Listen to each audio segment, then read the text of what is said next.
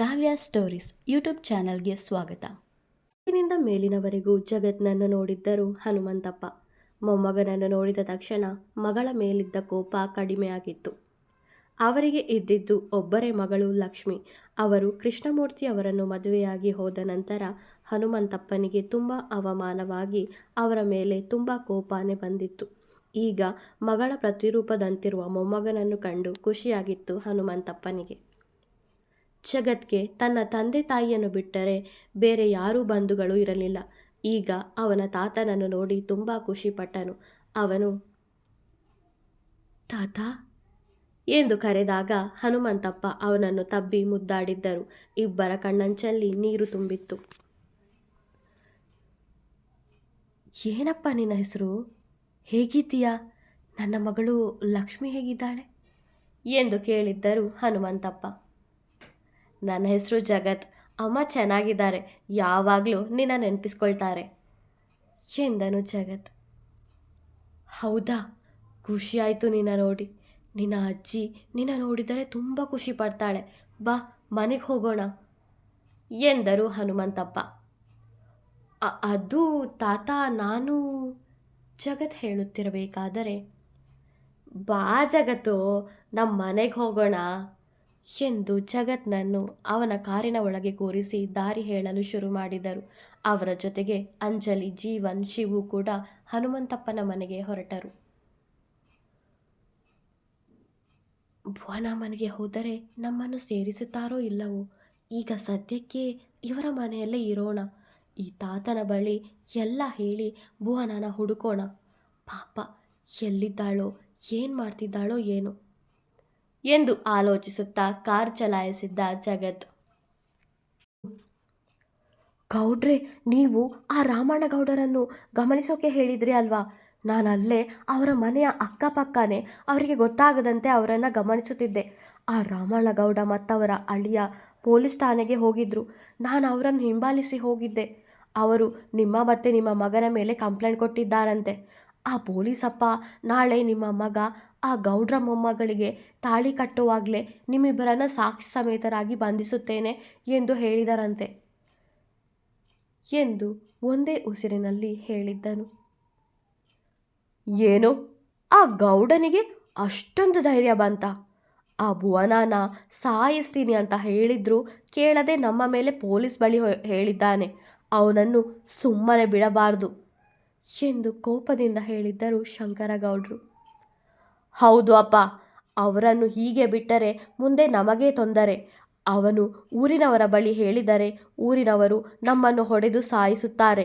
ನಾವೇನಾದರೂ ಮಾಡಲೇಬೇಕು ಎಂದು ಅಖಿಲೇಶ್ ಹೇಳಿದಾಗ, ಹೌದು ಅಖಿಲೇಶ್, ರಾಮಣ್ಣನ ಕುಟುಂಬದವರಿಗೆ ಏನಾದರೂ ಮಾಡಬೇಕು. ಆದರೆ ಏನು ಮಾಡೋದು ತಿಳಿಯುತ್ತಿಲ್ಲವಲ್ಲ ಎಂದು ಶಂಕರಗೌಡರು ಹೇಳಿದಾಗ, ನನ್ನ ಬಳಿ ಉಪಾಯವಿದೆ ಅಪ್ಪ. ಹಾಗೆ ಮಾಡಿದರೆ ಖಂಡಿತ ನಾಳೆ ನನ್ನ ಮದುವೆ ಆಗಿ ಆ ರಾಮಣ್ಣಗೌಡನ ಆಸ್ತಿಯೆಲ್ಲ ನಮಗೆ ಸಿಗುತ್ತದೆ. ನಾವಂದುಕೊಂಡದ್ದು ನೆರವೇರುತ್ತದೆ ಎಂದು ಅಖಿಲೇಶ್ ತನ್ನ ಆಳುಗಳನ್ನು ಕರೆದು ಅವರಿಗೆ ತನ್ನ ಉಪಾಯವನ್ನು ಹೇಳಿದನು. ಲೇ ಸರೋಜಾ, ಎಲ್ಲೇ ಇದೆಯಾ? ನೋಡೆ ಯಾರು ಬಂದಿದ್ದಾರೆ ಅಂತ ಎಂದು ತನ್ನ ಮಡದಿಯನ್ನು ಕರೆದರು ಹನುಮಂತಪ್ಪ. ಯಾರ್ರೀ ಅದು ಎನ್ನುತ್ತಾ ಅಡುಗೆ ಕೋಣೆಯಿಂದ ಹೊರಬಂದವರು ಜಗತ್ನನ್ನು ನೋಡಿ, ಯಾರೀ ಹುಡುಗ ಎಂದು ಕೇಳಿದ್ದರು ಸರೋಜ.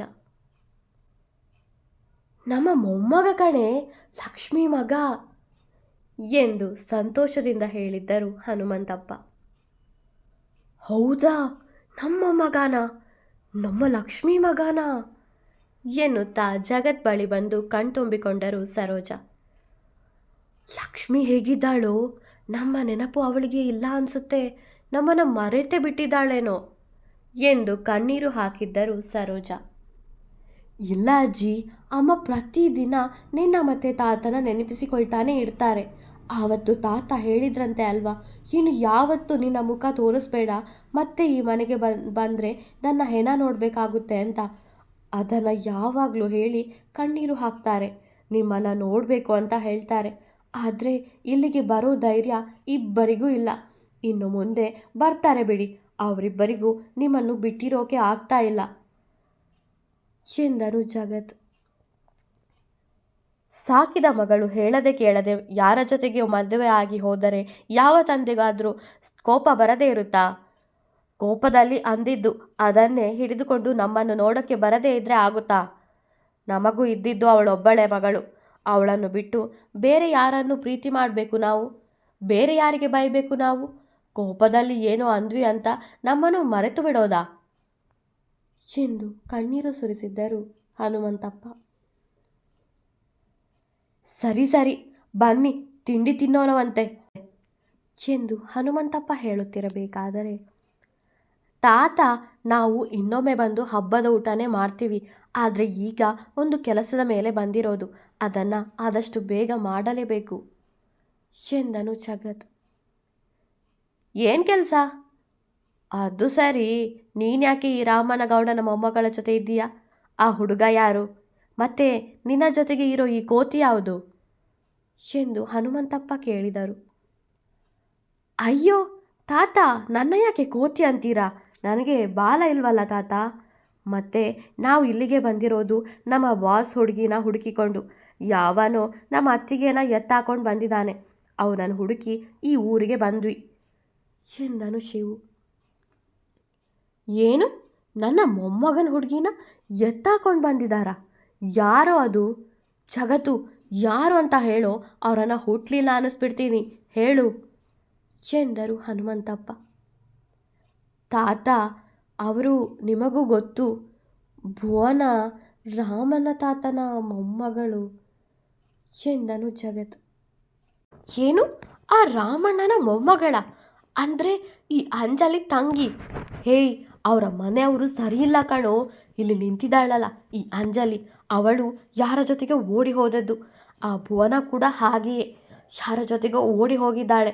ಈಗ ಬಹುಶಃ ಆ ಶಂಕರಗೌಡನೇ ಅವಳನ್ನು ಕರೆದುಕೊಂಡು ಬಂದಿರಬಹುದು.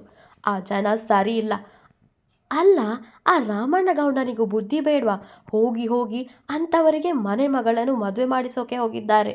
ನೋಡೋ ಜಗತ್ತು, ನೀನು ಹೂ ಅನ್ನು, ನಾನೇ ಒಂದು ಒಳ್ಳೆ ಹುಡುಗಿನ ಹುಡುಕಿ ಮದುವೆ ಮಾಡಿಸ್ತೀನಿ. ಸುಮ್ಮನೆ ಆ ಜನರ ವಿಷಯ ನಮಗೆ ಬೇಡ. ಆ ರಾಮಣ್ಣನ ಮಗ ನನ್ನ ಮಗಳನ್ನು ಮರಳು ಮಾಡಿದ, ಅವನ ಮೊಮ್ಮಗಳು ನಿನ್ನ. ಬೇಡ ಕಣೋ ಜಗತ್ತು, ಅವಳು ಮಾತ್ರ ಬೇಡ ಎಂದರು ಹನುಮಂತಪ್ಪ. ತಾತ, ಅವಳೇನು ಯಾರ ಜೊತೆಗೂ ಓಡಿ ಬಂದಿರಲಿಲ್ಲ ಎನ್ನುತ್ತಾ ಎಲ್ಲ ವಿಷಯವನ್ನು ಹೇಳಿದ್ದನು ಜಗತ್. ತಾತ, ಅವಳೇನು ನನ್ನ ಮರಳು ಮಾಡಿಲ್ಲ. ಅವಳ ಒಳ್ಳೆಯ ಗುಣ ನೋಡಿ ಇಷ್ಟಪಟ್ಟೆ ಅವಳನ್ನು. ಅಮ್ಮನಿಗೂ ಅವಳಂದರೆ ತುಂಬ ಇಷ್ಟ. ಈ ಜೀವನದಲ್ಲಿ ನನ್ನ ಬಾಳ ಸಂಗಾತಿ ಆಗೋದು ಅವಳು ಒಬ್ಬಳೇ ತಾತ. ಶಾಮಣ್ಣ ತಾತನಿಗೆ ಆ ಅಖಿಲೇಶ್ ಕೆಟ್ಟವನು ಅಂತ ಗೊತ್ತಿದ್ರೆ ಅವ್ರು ಯಾಕೆ ಮದುವೆ ಮಾಡಿಸೋಕೆ ಒಪ್ಪಿಕೊಳ್ತಿದ್ರು? ಒಳಗೊಳಗೆ ಏನೋ ನಡೆದಿರಬೇಕು ತಾತ. ಇಲ್ಲ ಅಂದಿದ್ರೆ ಅವರು ಗೊತ್ತಿದ್ದು ಭುವನನ ಯಾಕೆ ಅವರ ಜೊತೆಗೆ ಮದುವೆ ಮಾಡಿಸೋಕೆ ಒಪ್ಪಿಕೊಳ್ತಿದ್ರು ಎಂದು ಜಗತ್ ಕೇಳಿದಾಗ, ಅದೆಲ್ಲ ನನಗೆ ಗೊತ್ತಿಲ್ಲ. ನೋಡೋ ಜಗತ್ತು, ಬೇಕಿದ್ರೆ ಆ ಹುಡುಗಿನ ನೀನು ಆ ಅಖಿಲೇಶ್ ಮತ್ತು ಆ ಶಂಕರಗೌಡನಿಂದ ಕಾಪಾಡೋಕ್ಕೆ ಸಹಾಯ ಮಾಡ್ತೀನಿ. ಆದರೆ ಆ ಹುಡುಗಿ ನಿನ್ನ ಮದುವೆ ಆಗೋದು ನನಗೆ ಇಷ್ಟ ಇಲ್ಲ ಎಂದು ಹನುಮಂತಪ್ಪ ಹೇಳುತ್ತಿರಬೇಕಾದರೆ, ಮೊದಲು ಭುವನಾನ ಹುಡುಕಿ ಅವಳನ್ನು ಕಾಪಾಡಬೇಕು. ಆಮೇಲೆ ಹೇಗಾದರೂ ಮಾಡಿ ಇವರನ್ನು ಒಪ್ಪಿಸೋಣ ಎಂದು ಮನದಲ್ಲೇ ಯೋಚಿಸಿದವನು, ಸರಿ ತಾತ, ಮೊದಲು ನಾವು ಅವಳನ್ನು ಹುಡುಕೋಣ. ರಾಮಣ್ಣ ತಾತನ ಮನೆಯಲ್ಲೊಮ್ಮೆ ಹೋಗಿ ಕೇಳೋಣ ಭುವನ ಅಲ್ಲಿದ್ದಾಳ ಅಂತ. ಇಲ್ಲದಿದ್ದರೆ ಆ ಅಖಿಲೇಶ್ ಮನೆಗೆ ಹೋಗಿ ನೋಡೋಣ. ನನಗೆ ಒಮ್ಮೆ ಭುವನ ಸಿಕ್ಕರೆ ಸಾಕು ಎಂದನು ಜಗತ್. ಆ ರಾಮಣ್ಣನ ಮನೆಗೆ ಹೋಗೋದು ಅಂದರೆ ನನಗೆ ಇಷ್ಟನೇ ಇಲ್ಲ. ಆದರೂ ನಿನಗೋಸ್ಕರ ಬರ್ತೀನಿ.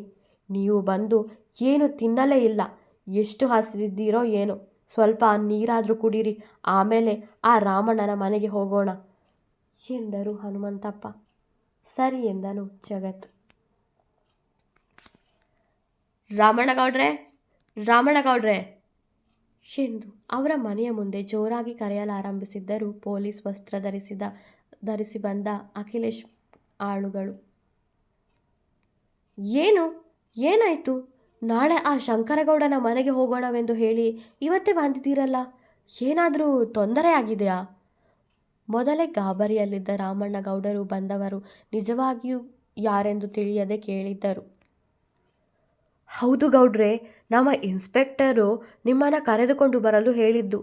ನೀವು ಶಂಕರಗೌಡರ ಬಗ್ಗೆ ದೂರು ಕೊಟ್ಟದ್ದು ಅವರಿಗೆ ತಿಳಿಯಿತು. ಅದಕ್ಕೆ ಇವತ್ತು ರಾತ್ರಿನೇ ಅವರ ಮನೆಯಲ್ಲಿ ನಿಮ್ಮ ಮೊಮ್ಮಗಳ ಮದುವೆ ಮಾಡೋ ಬಗ್ಗೆ ಯೋಚಿಸಿದ್ದಾರೆಂದು ನಮಗೆ ಮಾಹಿತಿ ಸಿಕ್ಕಿದೆ. ಅದಕ್ಕೆ ನಮ್ಮ ಇನ್ಸ್ಪೆಕ್ಟ್ರು ನಿಮ್ಮನ್ನು ಕರೆದುಕೊಂಡು ಬರೋಕೆ ಹೇಳಿದ್ದಾರೆ. ಬೇಗ ಬನ್ನಿ ಎಂದು ಪೊಲೀಸ್ ವಸ್ತ್ರಧಾರಿ ಆಳುಗಳು ಹೇಳಿದರು. ಹೌದಾ? ಹಾಗಾದರೆ ನಡೀರಿ, ಈಗಲೇ ಹೋಗೋಣ. ನಮಗೆ ನಮ್ಮ ಮಗಳ ಜೀವನ ಮುಖ್ಯ. ಆ ಶಂಕರಗೌಡ ಮತ್ತವನ ಮಗನಿಗೆ ಶಿಕ್ಷೆ ಆಗಬೇಕು. ನಮ್ಮ ಮಗಳ ಬಾಳು ಹಾಳಾಗುವುದನ್ನು ತಡೆಯಬೇಕು ಎಂದರು ರಾಜೇಂದ್ರ. ಸರಿ, ಹಾಗಿದ್ದರೆ ನೀವೆಲ್ಲರೂ ಬನ್ನಿ, ಶಂಕರಗೌಡರ ಮನೆಗೆ ಹೋಗೋಣ. ನಮ್ಮ ಇನ್ಸ್ಪೆಕ್ಟರ್ ಅಲ್ಲಿಗೆ ಬರುತ್ತಾರೆ. ನಿಮ್ಮ ಮಗಳನ್ನು ಕಾಪಾಡಿ ಅವರಿಬ್ಬರಿಗೂ ಶಿಕ್ಷೆ ಕೊಡುತ್ತಾರೆ ಎಂದರು ಪೊಲೀಸ್ ವಸ್ತ್ರಧಾರಿ ಆಳುಗಳು. ಸರಿ, ಈಗಲೇ ಹೊರಡೋಣ ಎಂದು ರಾಮಣ್ಣಗೌಡರು, ರಾಜೇಂದ್ರ, ಪಾರ್ವತಿ ಮೂವರು ಅಖಿಲೇಶ್ ಕುತಂತ್ರ ತಿಳಿಯದೆ ಆ ಆಳುಗಳನ್ನು ಪೊಲೀಸ್ಗಳೆಂದೇ ನಂಬಿ ಮನೆಯಲ್ಲಿ ಯಾರೂ ಇಲ್ಲದಿದ್ದುದರಿಂದ ಮನೆಗೆ ಬೀಗ ಹಾಕಿ ಅವರ ಜೊತೆಗೆ ಹೊರಟರು. ಹನುಮಂತಪ್ಪ, ಜಗತ್, ಜೀವನ್, ಶಿವುನನ್ನು ರಾಮಣ್ಣಗೌಡರ ಮನೆಗೆ ಕರೆದುಕೊಂಡು ಬರುವಷ್ಟರಲ್ಲಿ ರಾಮಣ್ಣಗೌಡರು ಮತ್ತವರ ಪರಿವಾರ ಅಲ್ಲಿಂದ ಹೊರಟು ಆಗಿತ್ತು. ಮನೆ ಬಾಗಿಲು ಎಷ್ಟೇ ಬಡಿದರೂ ಯಾರೂ ತೆಗೆಯದದ್ದನ್ನು ನೋಡಿ ಗಾಬರಿಯಾದರು ಜಗತ್ ಹಾಗೂ ಹನುಮಂತಪ್ಪ. ಎಲ್ಲಿಗೆ ಹೋಗಿದ್ದಾರೆಂದು ಕೇಳೋಣವೆಂದರೆ ಸಮಯ ರಾತ್ರಿ 7 ಗಂಟೆ. ಮನೆಯ ಆಳುಗಳು ಕೆಲಸ ಮುಗಿಸಿ ಅವರವರ ಮನೆಗೆ ಹೋಗಿದ್ದರು. ಏನು ಮಾಡುವುದೆಂದು ತಿಳಿಯದೆ ಕಂಗಾಲಾದನು ಜಗತ್. ಏನ್ ರಾಮಣ್ಣ, ನನ್ನ ಮಾತು ಕೇಳದೆ ಪೊಲೀಸ್ನವರಿಗೆ ದೂರು ಕೊಟ್ಟಿದ್ದೀಯಾ? ನನ್ನನ್ನು ದಡ್ಡ ಎಂದು ತಿಳಿದುಕೊಂಡಿದ್ದೀಯಾ? ನಿನ್ನ ನಂಬಿ ಕುಳಿತುಕೊಳ್ಳಲು ನಿನ್ನ ಮನೆಯ ಬಳಿ ನಮ್ಮ ಆಳನ್ನು ಇರಿಸಿದ್ದೆ. ಅವನು ನಿನ್ನ ಬಗ್ಗೆ ನನಗೆ ಹೇಳಿದ. ಅದಕ್ಕೆ ನಿನ್ನ ಮತ್ತೆ ನಿನ್ನ ಮನೆಯವರನ್ನು ಇಲ್ಲಿಗೆ ಕರೆದುಕೊಂಡು ಬಂದಿರೋದು. ಮೊಮ್ಮಗಳ ಮದುವೆ ಮಾಡಿಸಿ ದೇವರ ಪಾದ ಸೇರಿ ಎಂದು ಜೋರಾಗಿ ನಕ್ಕರು ಶಂಕರಗೌಡರು.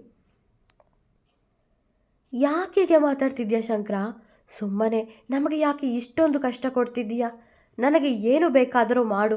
ಪಾಪ ಆ ಭುವನ ನಿನಗೆ ಏನು ಮಾಡಿದ್ದಾಳೆ ಅಂತ ಅವಳಿಗೆ ಈ ರೀತಿ ಕಷ್ಟ ಕೊಡುತ್ತಿದ್ದೀಯಾ? ನಿನಗೆ ಕೋಪ ಇರುವುದು ನನ್ನ ಮೇಲೆ ತಾನೆ. ನನ್ನ ಮನೆಯವರನ್ನು ಬಿಟ್ಟು ಬಿಡು ಎಂದು ಕೇಳಿಕೊಂಡರು ರಾಮಣ್ಣಗೌಡರು.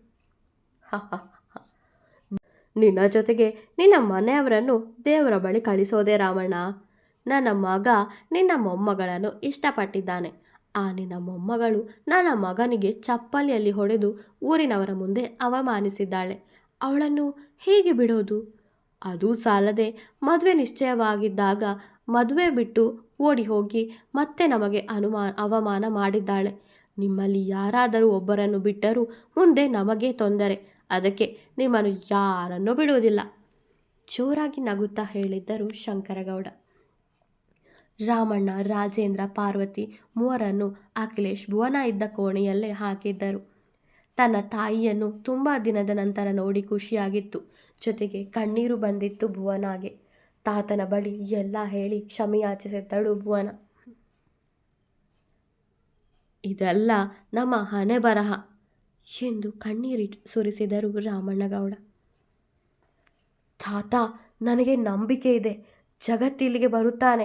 ನಮ್ಮನ್ನು ಕಾಪಾಡಿಯೇ ಕಾಪಾಡುತ್ತಾನೆ. ನಮ್ಮನ್ನು ಈ ಕಷ್ಟದಿಂದ ಪಾರು ಮಾಡುತ್ತಾನೆ ಎಂದಳು ಭುವನ. ಮುಂದುವರಿಯುವುದು. ವಿಡಿಯೋ ಇಷ್ಟವಾದರೆ ಲೈಕ್ ಮಾಡಿ, ಕಮೆಂಟ್ ಮಾಡಿ. ನನ್ನ ಚಾನಲ್ಗೆ ಹೊಸಬರಾದರೆ ಸಬ್ಸ್ಕ್ರೈಬ್ ಮಾಡಲು ಮರೆಯಬೇಡಿ. ಧನ್ಯವಾದಗಳು.